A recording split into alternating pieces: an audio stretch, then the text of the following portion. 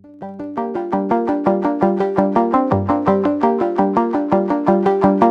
Jungle.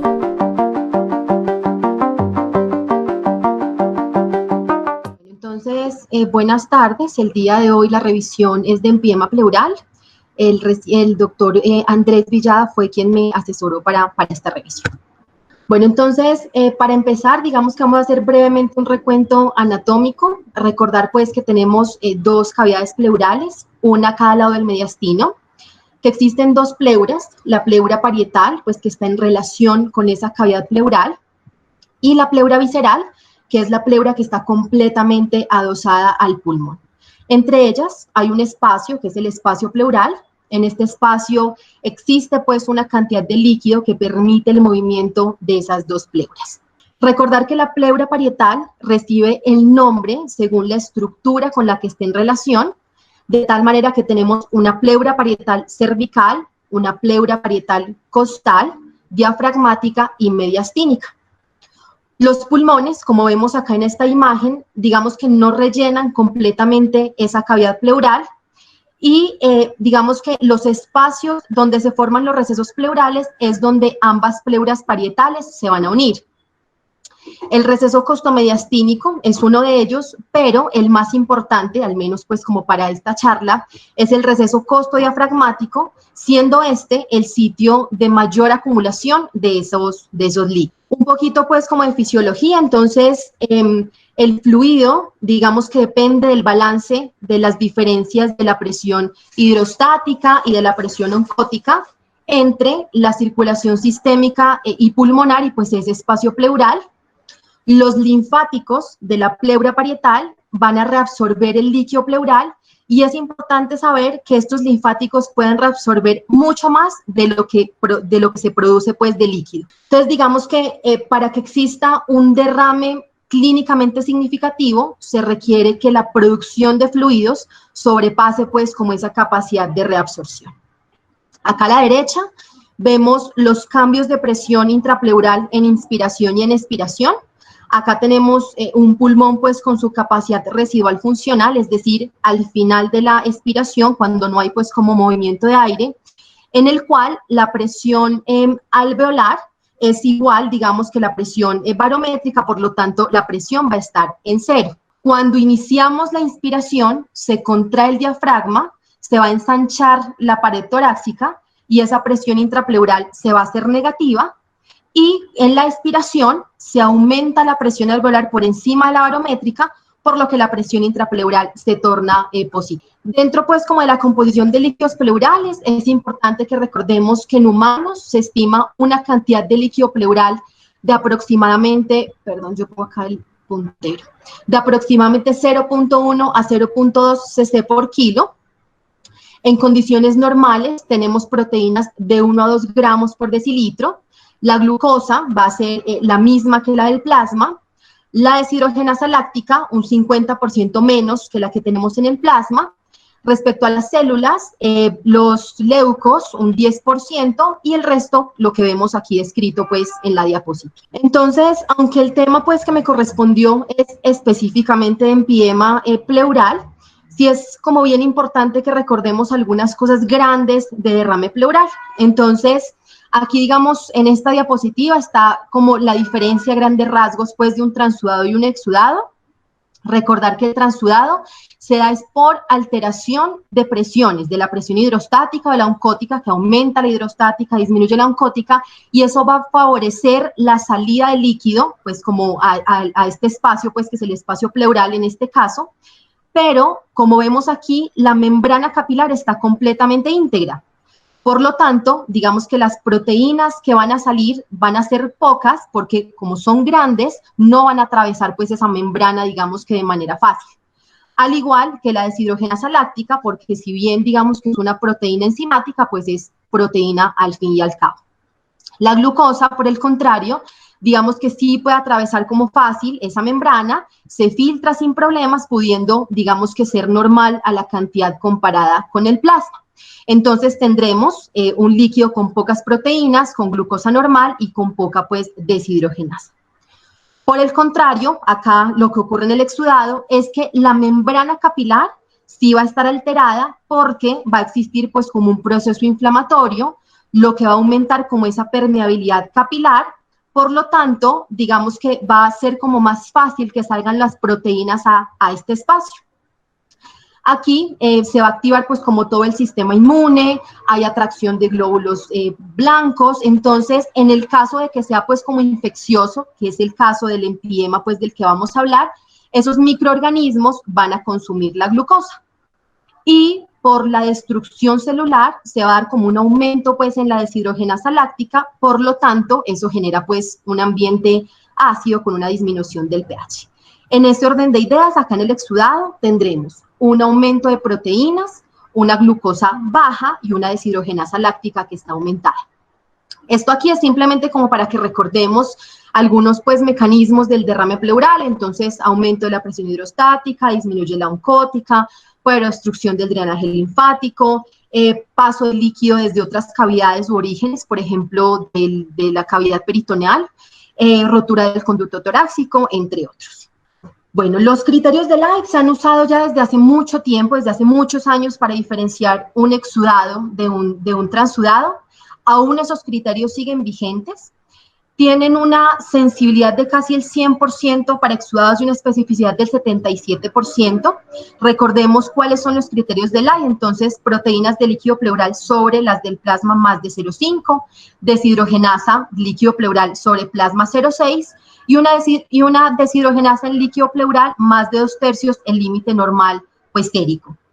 Con uno solo de estos, digamos que ya podemos decir que es un exudado, y siempre muy importante recordar que se debe tomar concomitantemente se toma pues en la toracentesis y también a nivel sanguíneo. ¿Qué es lo que sucede con esto cuando decimos que es de una sensibilidad del 100%, casi del 100% para exudados? Digamos que no habría como mayor problema con los exudados, pero sí tiene problema, digamos, que para clasificar a veces los transudados, porque los clasifica como exudados en pacientes, por ejemplo, que están tomando diuréticos. Entonces, se han descrito como múltiples criterios, digamos que con la finalidad de mejorar como esa diferenciación, todos con menor sensibilidad y especificidad que los criterios de Light. Y esos, digamos que los que están acá pues a la derecha, se hacen en caso de que sospechemos, digamos, que un transudado se ha clasificado mal. Algunos ejemplos, entonces, la diferencia de proteínas del plasma menos las de la pleura y la diferencia de la albúmina en el plasma con las de la pleura, con los valores que tenemos aquí documentados en esta diapositiva. Bueno, ahora sí, entonces vamos a entrar pues en el tema que corresponde, que es el empiema pleural. Y lo primero que vamos a hablar es de la definición. Entonces, el empiema se define como la presencia de franca pus en el espacio pleural, independientemente de los parámetros pues como bioquímicos y microbiológicos. Dentro de la epidemiología y los factores de riesgo, entonces la incidencia es mayor en niños y en adultos mayores, más en hombres que en mujeres, con una relación de 2:1. Se considera que en Estados Unidos se hospitaliza alrededor como de 1 millón de personas al año por neumonía. De ellos, del 20 al 40% van a tener un derrame paraneumónico y de ellos un 2 a un 5% van a desarrollar un empiema. Dentro de los factores de riesgo, muy importante mencionar la inmunosupresión, los pacientes diabéticos, pacientes con enfermedades autoinmunes, los pacientes que tienen riesgo de aspiración, por ejemplo, los pacientes con reflujo gastroesofágico, pacientes que tengan alguna alteración neurológica, que consuman alcohol o alguna droga pues sedante, también los pacientes que tienen pobre higiene dental. La mortalidad es muy variable, como podemos ver aquí, y depende mucho, digamos, que de las enfermedades asociadas, puede ir desde un 1% hasta un 40% en pacientes inmunocomprometidos. Vamos a pasar a hablar de la etiología. Entonces, los microorganismos, pues, como que causan el empiema más frecuentes siguen siendo el neumococo y el estafilococo. Sin embargo, las bacterias aerobias gram negativas y los anaerobios cada vez son como más prevalentes. Estas gram negativas comunes, por ejemplo, la E. coli, Klebsiella, pseudomonas, muy frecuentes en pacientes diabéticos inmunosuprimidos, y los microorganismos anaerobios que casi siempre están presentes en pacientes con riesgo de aspiración, los que ya pues mencionamos, y estos tienen como un problema y es que tienen crecimiento lento, por lo tanto podría ser como difícil documentarlos por medio de un cultivo, al menos como cuando se está apenas instaurando, digamos que la enfermedad. Por micobacterias y hongos son poco prevalentes, es muy raro pues los casos por micobacterias y por hongos. Lo que sí es importante es recordar que un 50% pueden ser polimicrobianos. Bueno, dentro de la fisiopatología, entonces, la mayoría de los empiemas va a resultar por la translocación de microorganismos desde el espacio alveolar al espacio pues pleural en pacientes que tengan neumonía, es decir, un 70% va a corresponder a un empiema paraneumónico. Ya algunas fuentes, digamos que menos frecuentes son las siguientes. Una es la diseminación pues como hematógena, por ejemplo en pacientes con bacteremias, en pacientes con uso de drogas pues intravenosas. Otra, la inoculación directa, por ejemplo, en pacientes con toracentesis o pacientes que han recibido o que se les ha realizado pues algún procedimiento quirúrgico. Aquí también está incluido el trauma. Otra de los mecanismos pues de la fisiopatología es la translocación diafragmática desde un foco infeccioso abdominal, por ejemplo, en abscesos subgénicos o en abscesos hepáticos. La propagación por una contigüidad, digamos que desde una vía, desde una infección mediastínica. Y por último, la reactivación de alguna infección que esté latente en el espacio pleural, por ejemplo, en la tuberculosis. Es muy importante que recordemos que hay 3 fases en el desarrollo, digamos, que del empiema pleural. Entonces, la primera fase es la fase exudativa. Entonces resulta que esta fase empieza cuando como que el proceso inflamatorio va a aumentar la permeabilidad vascular, entonces se transfiere pues como ese líquido intersticial, ¿cierto? A través de la pleura visceral a ese espacio pleural, se supera pues ese drenaje linfático pleural y van a empezar a actuar, digamos que las citocinas proinflamatorias, la interleucina 6, la 8, el factor de necrosis tumoral, pero en este punto, en esta fase exudativa, el líquido aún es como acuoso, ¿sí? Entonces tiene unos niveles de glucosa mayores a 40 miligramos de decilitro, un pH mayor a 7.20 y en ese orden de ideas, digamos que no hay una evidencia bioquímica de invasión bacteriana y tampoco un aislamiento microbiológico. La segunda fase es esta, la fase fibrinopurulenta. Entonces, para entender esta fase hay que comprender como que en condiciones normales el espacio pleural tiene una actividad fibrinolítica pues como propia, ¿sí? Entonces, cuando se da como todo este proceso inflamatorio, también se activan unos inhibidores de esa fibrinolisis, lo que me va como a dar como resultado que se deposite fibrina en ese espacio pleural y se formen pues como unos septos. Eso por un lado. Y por otro lado, entonces, el mecanismo pues como de todos los neutrófilos, de los fagocitos, va a generar pues como muerte celular, se van a desprender los fragmentos de la pared celular y eso hace que se aumente la deshidrogenasa láctica y por lo tanto haya pues un ambiente ácido que me va a explicar ese pH disminuido. ¿Qué tenemos acá? Entonces, una glucosa menor a 40, un pH menor a 7.20 son las características de esta fase fibrinopurulenta. Y la tercera fase, que es la fase organizada, que es cuando ya hay como proliferación de fibroblastos y aparecen unas cicatrices pues como en la pleura. Digamos que en esta fase los septos que se formaron aquí en esta fase, que son, por así decirlo, son unos septos como de fibrina como blandos, acá en esta fase ya se forman unos tabiques pues como gruesos, fibróticos, y eso va a impedir pues que haya una buena como expansión pulmonar. Bueno, pasamos acá entonces a la presentación clínica. Entonces, los síntomas generalmente son como unos síntomas pues constitucionales. También podemos tener un paciente entonces con dolor torácico. Ese dolor torácico usualmente es tipo pleurítico, pero no siempre. Disnea, tos, fiebre, pérdida de peso, otros síntomas inespecíficos como náuseas, como falta de apetito también se puede encontrar.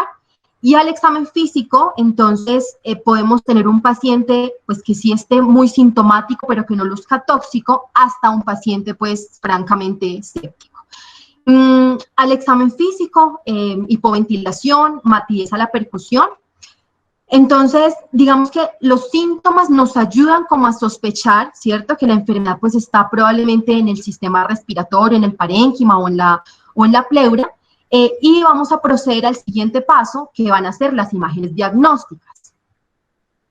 Entonces, dentro de las imágenes diagnósticas, la radiografía pues, siempre va a ser como el primer estudio que le vamos a realizar al paciente. Es un estudio que está ampliamente disponible. Se considera que se requiere más o menos 170, 200 centímetros de derrame, digamos que para borrar pues, el ángulo costofrénico en una placa que sea PA. Mucho menos si se necesita en una lateral, más o menos unos 50 cc, con eso ya se puede ver en una proyección lateral. Los derrames que son pues como libres, digamos que el ángulo costofrénico suele estar obliterado y el derrame describe una curva como ascendente, que es más o menos como lo que vemos aquí en esta imagen. Y según la cantidad de derrame, se puede inclusive pues desplazar el mediastino contralateral. Vamos a pasar entonces a la ecografía. La ecografía tiene una sensibilidad que alcanza incluso el 100% para los derrames. También es un estudio que encontramos, digamos que muy disponible, es de bajo costo, no es invasivo, se puede hacer al lado de la cama del paciente, nos puede ayudar a definir más o menos pues como el volumen de ese derrame pleural. Y también muy importante es que nos puede evaluar la presencia de tabicaciones, que es lo que vemos acá, pues, como en esta imagen. Ya una vez, digamos que se hace como el diagnóstico, también nos puede ayudar a evaluar cuál es el mejor sitio de punción y muy importante además que nos permite, digamos que, disminuir como las complicaciones cuando hacemos la toracentesis, como el neumotórax, la punción de órganos intraabdominales, pues cuando se hace ecoguiada. La tomografía entonces es otro estudio que podemos realizar a los pacientes con empiema, se hace con medio de contraste venoso. Este se realiza en los casos de derrames pleurales, digamos que complejos. Nos permite evaluar la cavidad pleural, el mediastino y el parénquima, digamos que al mismo tiempo, entonces eso es una gran ventaja. Y otra gran ventaja es que nos permite diferenciar un empiema de un absceso pulmonar. Entonces, el empiema, digamos que tiene como una forma así como lenticular, mientras que el absceso tiene una forma más como redondeada. El empiema no tiene vasos, digamos que no tiene vasos cerca, a diferencia pues como de lo que sí tiene el absceso. Y se observa una imagen bien característica. Esta imagen está más o menos en el 60-70% de las personas que tienen empiema y se llama el signo de la pleura dividida, que es como un realce entre ambas pleuras que se ven como separadas por la colección de pus, que es más o menos pues como lo que vemos aquí en esta imagen. Y por el contrario, el absceso, pues, digamos que no se definen como muy bien esos límites entre el parénquima y la colección. La resonancia, aquí solamente pues como dos cositas de la resonancia, realmente no es un estudio pues que se realice mucho en estos casos, pero sí nos permite diferenciar patología benigna de maligna, sobre todo digamos que esa es la indicación de una resonancia, y nos permite ver muy bien pues como el compromiso de la pared torácica, el compromiso del diafragma. Bueno, entonces, frente a un paciente digamos que con sospecha clínica de infección pleural, ¿sí?, vamos a realizar un estudio imagenológico que nos va a confirmar pues la presencia de un derrame pleural. Y a continuación vamos a realizar una toracentesis, pues para ver las características de ese líquido y para tomar pues los exámenes para su análisis. Se considera que si en el momento en que se hace la punción se obtiene franca pus, pues entonces se hace el diagnóstico de empiema y requiere realización de drenaje, digamos que en el mismo momento. Si no se obtiene pus y los marcadores microbiológicos son positivos, entonces se va a confirmar pues esa infección pleural y también se va a proceder al drenaje. Ahora, si no es purulento y su análisis microbiológico es negativo, entonces, bueno, esta imagen es como del contexto de una neumonía, que es como dentro de la fisiopatología una de sus principales causas, ¿cierto? Entonces, vamos a proceder a medir el pH pleural. Con el pH pleural es que podemos definir qué es lo que vamos a hacer. Si está menos de 7.20, podemos considerar que es un derrame paraneumónico complicado y también le vamos a proceder a colocar un drenaje pleural. Entonces, ya que hablamos pues como de toracentesis, recordar que se realiza si en la eco el espesor es de más de 10 centímetros o si entre la línea del derrame pleural y la pared torácica hay más de 1 centímetro, eso en la radiografía de tórax. Esas son las características para que se pueda realizar pues una toracentesis, ¿cierto? Entonces, esta toracentesis nos va a permitir ver como las características macroscópicas de ese derrame y además, pues vamos a poder pedir unos exámenes que también nos van como a guiar muy bien en el manejo de este paciente. Entonces se puede pedir bioquímica, estudio microbiológico, Gram con cultivos y citología. Bueno, entonces, aunque los diagnósticos diferenciales, pues según la apariencia del líquido pleural, pueden ser muy amplios, sí me gustaría hacer como mucho énfasis en estos 3 que tengo aquí resaltados, porque no todos los pacientes, ¿cierto?, que tienen fiebre o que tienen un líquido pleural turbio, incluso que pudiesen aparentar pues ser como purulento, van a tener exclusivamente pues una infección pleural. Entonces, por ejemplo, los pacientes con malignidad pleural se pueden presentar con fiebre, ¿cierto? Por esa respuesta, pues, como inflamatoria sistémica que se da por la producción de las citocinas inducidas por el tumor. Los pacientes con artritis reumatoide, estos pacientes pueden tener un derrame pleural y estar asintomáticos, y ese derrame de estos pacientes puede ser también ácido, también puede ser turbio, también puede ser bajo en glucosa, incluso dentro de lo que revisé decía que macroscópicamente podía ser pues como casi que idéntico a un fluido pues purulento. El quilotórax, muchas veces se obtiene un fluido que es denso, opaco, muchas veces es como maloliente y se podría confundir con un empiema.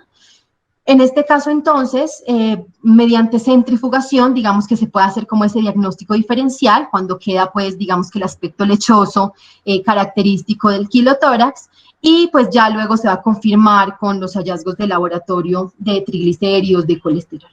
Aquí no está descrito, pero me parece como bien importante los pacientes que tienen embolismo pulmonar, porque resulta que ellos pues también pueden tener un dolor pleurítico, fiebre, derrame pleural, aunque pues ya cuando se toma, digamos que la muestra, digamos que ese derrame sí es más bien hemorrágico y el análisis bioquímico no va a sugerir infección. Bueno, entonces, para iniciar a hablar como del tratamiento, recordemos esas 3 fases que hablamos al principio, ¿cierto?, del empiema, y uno podría, digamos que considerar hacer el tratamiento según esas fases. Sin embargo, hay una clasificación como aún más detallada, que es esta, la clasificación de Light, que lo que hace es como esas 3 fases que vimos inicialmente, desglosarlas pues como aún más, ¿cierto?, y según la clase va a ser como el manejo pues de cada una de estas fases. Entonces tenemos 7 clases, desde la más sencilla, que es la clase 1, en donde digamos que los hallazgos ni siquiera vamos a tener que tomar una toracentesis y solamente con el manejo antibiótico podría, digamos que, ser necesario. Y estas clases, digamos que se van como complicando en términos de hallazgos como bioquímicos, microbiológicos, y si la pus está como libre o si ya tiene algunas pues como loculaciones, de tal manera que digamos que las 2 últimas clases serían como las más difíciles pues como de manejar, que es donde ya está el empiema. Entonces el empiema simple, pus franca, loculado simple o líquido libre, y el empiema complejo, en donde ya hay loculaciones múltiples, y en este caso ya se puede considerar pues la decorticación. Entonces, claramente pues el manejo antibiótico, la realización de una toracostomía, Respecto al uso de pirinolíticos hablaremos un poquito más adelante y ya pues empezamos obviamente a considerar el manejo quirúrgico. Bueno, respecto al manejo antibiótico, aunque depende mucho de las características propias pues, del paciente, de los antecedentes, digamos de la resistencia local antimicrobiana, incluso pues de los protocolos institucionales, digamos que en general podemos definir el manejo empírico según si es como una infección adquirida en la comunidad o si es que es adquirida pues como en el ámbito hospitalario o secundario a la realización de algún procedimiento. Entonces, estas son las opciones que se presentan para la adquirido en la comunidad: cefalosporina de segunda generación más aminopenicilinas con inhibidor de beta-lactamasas más cubrimiento anaerobio. Y cuando es por adquirir un ambiente hospitalario por procedimientos, entonces se considerará carbapenémicos o penicilina antiseudomona, por ejemplo la piperacillina tazobactam, y siempre tener en mente el cubrimiento del estafilococo aureus meticilino resistente. Aquí algo importante, como dentro de lo que revisé, es como cuánto tiempo le vamos a dar al paciente el manejo antibiótico. Pues eso también depende mucho de la mejoría del paciente, del perfil microbiológico y sobre todo, digamos que de la eficacia como el drenaje pleural. Entonces se puede considerar manejo parenteral 2 semanas y si hay pues como mejoría se podría continuar con manejo antibiótico oral. Bueno, entonces dijimos que cuando en la toracentesis el drenaje era pus franco, ¿cierto? Entonces se hacía de inmediato el diagnóstico de empiema y se pasaba pues a realizar una toracostomía. Respecto al tamaño del tubo, realmente hay como mucha controversia, porque digamos que parece algo lógico que si la pus pues está espesa, viscosa, abundante, se prefiera un tubo como de mayor tamaño, ¿cierto? Con la finalidad de que ese tubo no se vaya a obstruir. Sin embargo, hay estudios que consideran que un drenaje como de un tamaño menor igual podría funcionar y sobre todo digamos que evitar el dolor, que es como lo más molesto, el síntoma más molesto pues de los pacientes cuando se les coloca un tubo grande. Entonces, quise como buscar algo a propósito pues como de eso. Encontré este estudio, es un estudio prospectivo de 405 pacientes con empiema y digamos que se clasificó como en 3 grupos. A unos se les colocó un tubo de 14, otros de 15 a 20 y otros mayor de 20 y se hicieron unas comparaciones, digamos que se compararon variables como riesgo de muerte, necesidad de cirugía, dolor, estancia hospitalaria, y la única diferencia que se encontró con una P pues como significativa fue el dolor. El resto de las variables no presentaron una diferencia. ¿Qué es lo que sucede como de malo, digamos que con este estudio? Y es que no fue aleatorizado, entonces no sabemos si a los pacientes pues que tenían como más pus, quizás se les puso un tubo pues como más grueso. Digamos que dentro de lo que revisé, decía que se puede considerar un tubo como no tan grande, no tan grueso para evitar el dolor y que se podría considerar la irrigación pues para evitar la obstrucción, que es como el problema en estos casos. Respecto al uso de fibrinolíticos, entonces, como vimos en la fisiopatología, pues hay una etapa, ¿cierto?, en donde se deposita fibrina y se forman pues como esos septos, esas loculaciones. Por lo tanto, parece como muy lógico, como muy razonable que se puedan utilizar terapia con fibrinolíticos. De eso hay como 2 estudios que son bien importantes, son 2 estudios multicéntricos, que son el MIST-1 y el 2. Este es del 2005 y este es del 2011. Entonces, el 1, digamos que comparó la streptokinasa versus el placebo y encontró que, aunque sí se aumentaba pues el drenaje, digamos que pleural, no tuvo un impacto, no tuvo una diferencia en la mortalidad ni en la necesidad de cirugía y tampoco pues como en la estancia hospitalaria. Por los resultados de entonces se realizó que es el MIST-2, también un estudio multicéntrico, en el que se evaluó el uso intrapleural de activador tisular de plasminógeno más placebo, o el mismo activador tisular de plasminógeno más DNASA o doble placebo. Y los resultados que mostraron, digamos que cuando se combinaban ambos fibrinolíticos, sí se logró una disminución significativa como de esa opacidad pleural, cuando se hizo una radiografía de tórax que se hizo como a los 7 días, y menor necesidad de cirugía sin impacto, digamos que en la mortalidad.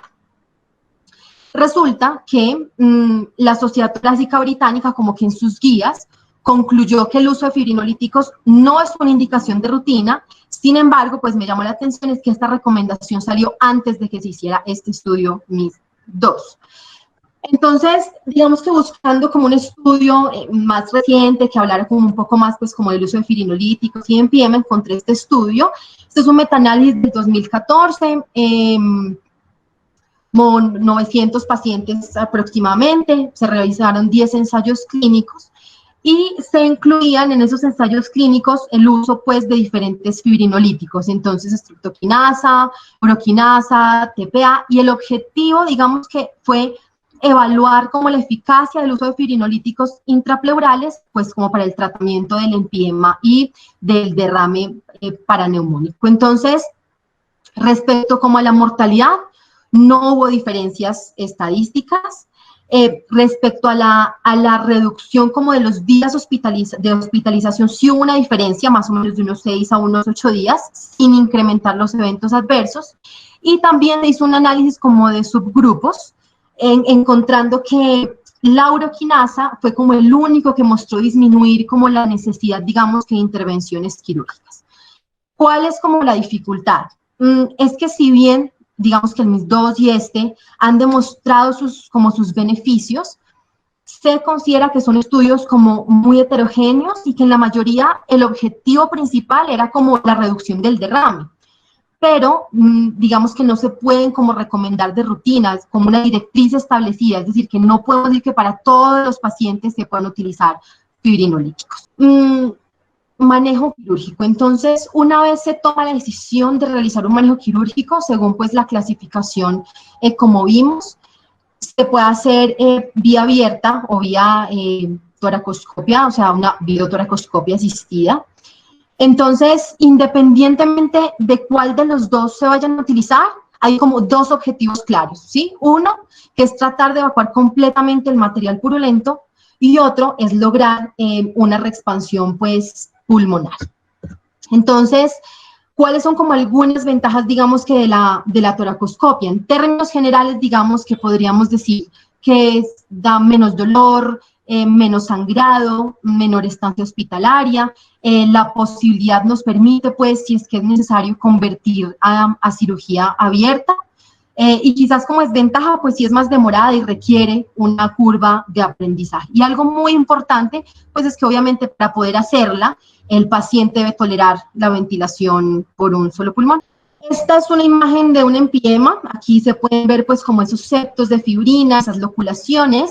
Esta imagen correspondería a una fase fibrinopurulenta. Esta imagen aquí ya vemos una fase organizada, entonces podemos ver una corteza como fibrosa, purulenta, que va a recubrir pues como completamente esa superficie del pulmón, y esto hace que se evite una adecuada expansión. Entonces en esta fase probablemente ya se requiera de otro tipo de manejos como el que vemos aquí en esta siguiente diapositiva. Entonces, para poder como que el pulmón vuelva a ser libre, pues, por así decirlo, y que se pueda como recuperar esa expansibilidad, es necesario retirar, extirpar esa corteza. Este procedimiento se llama decorticación. Digamos que en algunos casos se puede resolver por vía como por toracoscopia, pero ya cuando esa capa es como muy engrosada, cuando esa capa tiene muchísima fibrosis, el abordaje abierto probablemente nos vaya como a solucionar eso, y definitivamente no se va a poder hacerlo por la otra vía. Para finalizar, quise traer como esta revisión sistemática de Cochrane. Esto es del 2017. Fueron más o menos 400 pacientes, 390, 400 pacientes, en donde se comparó, digamos que si hubo una diferencia en los resultados de los pacientes con empiema que recibieron tratamiento quirúrgico y los que no recibieron tratamiento quirúrgico. Entonces, esas comparaciones, digamos que se hicieron en términos como de sobrevida, de estancia hospitalaria y de complicaciones como del tratamiento. Entonces, aquí en esta primera parte es el manejo quirúrgico con toracotomía abierta o con toracotomía versus toracostomía, y digamos que en ambos, con una P estadísticamente significativa, está a favor de la toracotomía. Este segundo, entonces, es la toracostomía versus la videotoracoscopia. Entonces, no hubo pues como una diferencia estadísticamente significativa en las complicaciones de los procedimientos, ¿cierto? En ambos grupos. Sí hubo acá, como vemos a la derecha, una reducción con una P significativa en la duración media, digamos que de la estancia hospitalaria para los tratados con la videotoracoscopia. ¿Qué es lo que concluyen, digamos que los autores? Es que no hay como un consenso respecto como al manejo quirúrgico primario, ¿cierto? Al menos como en esa fase firinopurulenta. Se podría, digamos que iniciar con un antibiótico, pues, claro, a todos pues antibióticos, ¿cierto? Se podría primero poner el drenaje y si persiste la colección, entonces pasar al manejo quirúrgico, pero hay otros cirujanos, porque es como decisión realmente del cirujano, que es proceder directamente al tratamiento quirúrgico, digamos que si el aspirado, por ejemplo, del líquido pleural es muy espeso, es muy abundante, o si tiene muchas loculaciones muy extensas, como lo vimos en la imagen. Eso es pues como lo que les tenía para compartir. Pues básicamente, pues felicitar a Marisol, pues la revisión fue muy completa. Es importante hacer hincapié en la parte de la fisiología de la pleura, porque tú diste una apreciación, digamos, cuando hablabas del ciclo respiratorio, y hay que dejar claro que nunca la vía aérea, el pulmón ni la pleura tiene presión positiva. O sea, ni en inspiración ni en expiración, siempre es presión negativa. Por eso la ventilación mecánica, que es presión positiva, es un fenómeno antifisiológico. Lo que cambia es que la presión positiva, perdón, la presión negativa en la vía aérea es mayor o menor según el ciclo respiratorio. En inspiración es más negativo, que es de menos 6 centímetros de agua, y a la expiración es menos 2 centímetros de agua. Entonces, más o menos el cambio en el ciclo respiratorio es 4, menos 4 centímetros de agua, la variabilidad que se puede dar normalmente en un adulto sin ninguna patología, sin ninguna enfermedad. Para nosotros como cirujanos es importante saber en qué momento le vamos a dar cirugía al paciente. Y básicamente el 60% de las neumonías, del 40 al 60% según la serie, tiene derrame pleural.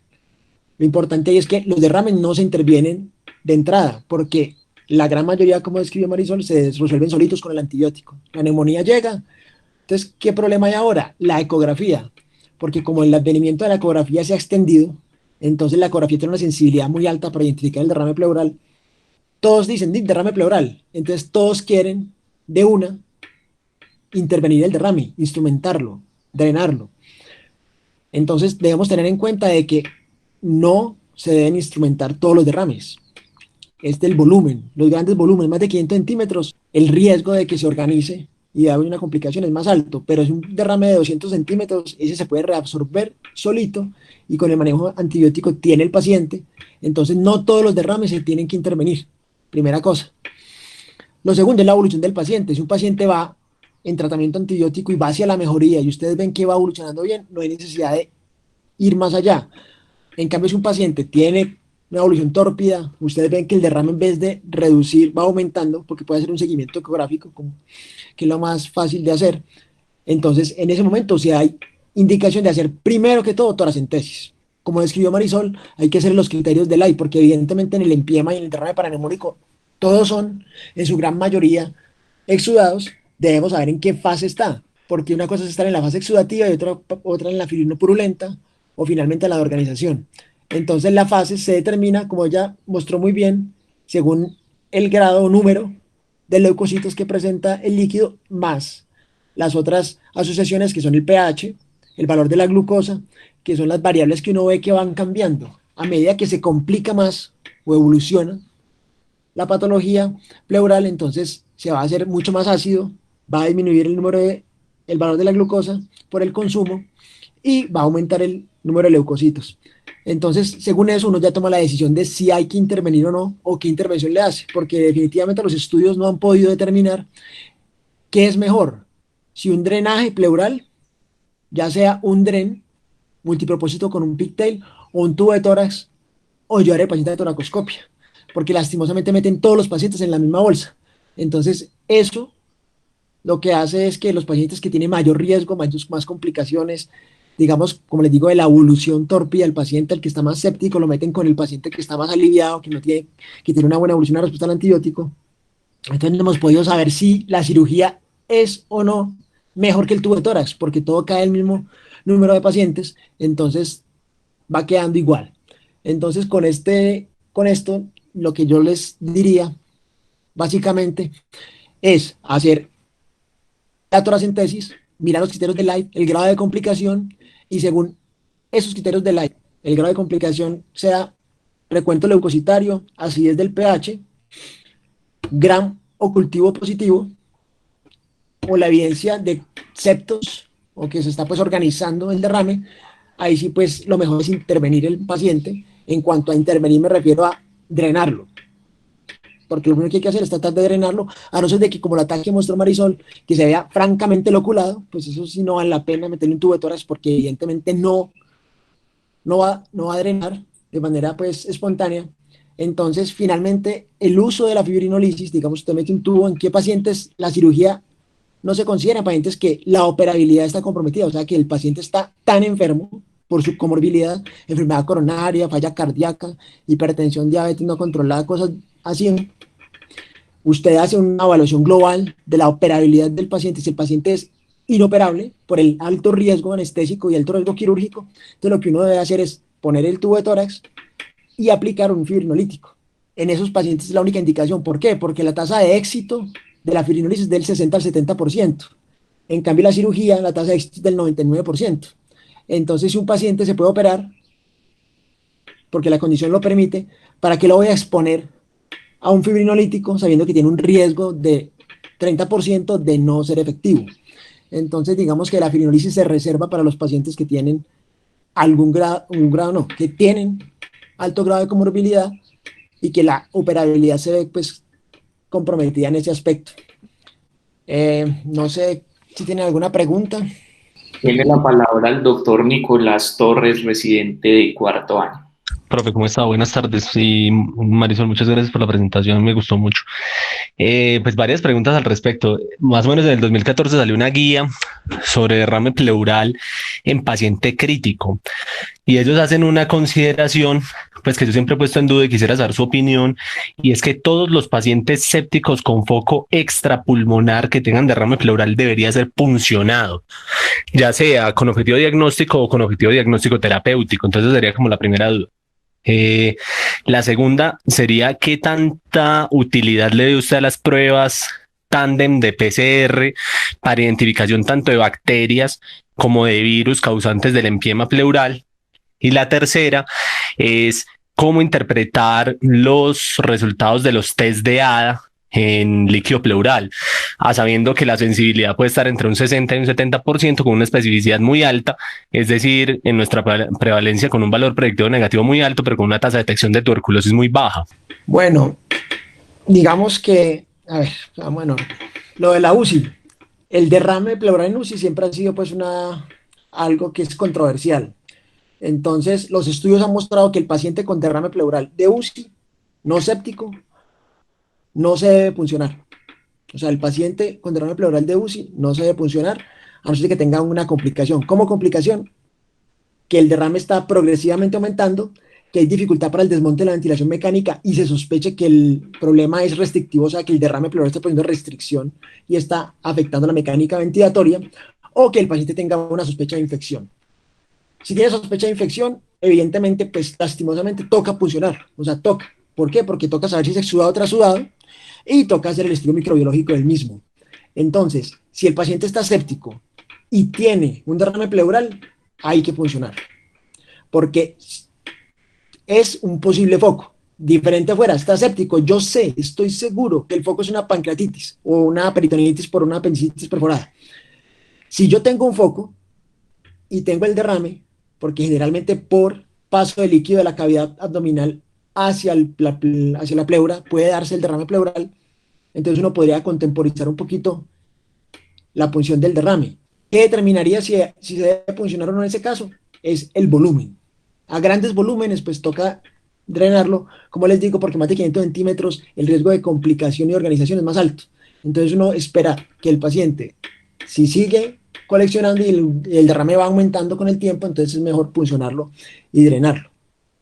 Entonces, conclusión, el paciente que está séptico con derrame pleural en UCI, pues hay que hacer una toracentesis, a no ser que no tenga pues un foco ya definido y que esté seguro de que no es un derrame pues paraneumónico o un empiema. ¿Qué le puede servir a uno mucho? La TAC, la medición de las unidades Hounsfield, o sea, la densidad medida por tomografía, tiene en manos de un radiólogo bueno y un aparato pues con un tomógrafo de 64, es muy útil para uno determinar la densidad según el grado de unidades Hounsfield. Si tiene más de 60 unidades Hounsfield, uno podría decir que es de alta densidad, entonces puede considerar que ese derrame o ese líquido pleural se está complicando, entonces indicaría que hay que puncionarlo para saber en realidad qué es lo que está pasando. Pero si tiene 30 unidades Hounsfield, indica que es líquido que no es denso, entonces uno podría contemporizar un poquito y dar el manejo médico, que es redistribuir el volumen, o sea, darle diurético al paciente, tratar de sacarle el exceso de agua para poder drenar el derrame por ese aspecto, por esa vía. Lo del ADA, el ADA es un examen que la verdad en la pleura tiene mucho valor si tiene un derrame que no es complicado, o sea, que no es un empiema. ¿Por qué pasa? Nosotros hemos encontrado en todos los pacientes que los internistas tienen una asociación de que el ADA es tuberculosis. Y lastimosamente, el empiema produce migración de los macrófagos y de los fibroblastos, que son los que, junto con los linfocitos, cuando hacen todo el proceso de la cascada inflamatoria dentro del empiema, secretan la adenosineaminasa. Entonces, el empiema siempre va a tener A elevado. Entonces, ¿qué pasa? Que al ver ese A elevado, la gente piensa, es tuberculoso, es un empiema tuberculoso. No. Como tiene ese falso valor positivo, ahí toca hacer una prueba adicional, reacción en cadena de la polimerasa, IGRAS, cuantiferón, o sea, interferón, gamma, para poder corroborar que de verdad estamos hablando de un empiema tuberculoso. Porque si no es un empiema normal, porque el ADA se va a elevar, el ADA normal que manejamos en nuestro país es 32, para cualquier líquido, para los gringos y los europeos es de 40. Entonces, generalmente cuando uno encuentra los empiemas, el ADA le da 100, 150, 300, son valores exageradamente altos. Y eso más es indicativo de que es un falso positivo. Entonces, al tener el ADA positivo, toca hacer una prueba adicional para poder corroborar que sí sea un empiema tuberculoso. Entonces, esa es la conducta, pues, en ese aspecto. Y me falta una pregunta, ¿cuál es la segunda, Nicolás?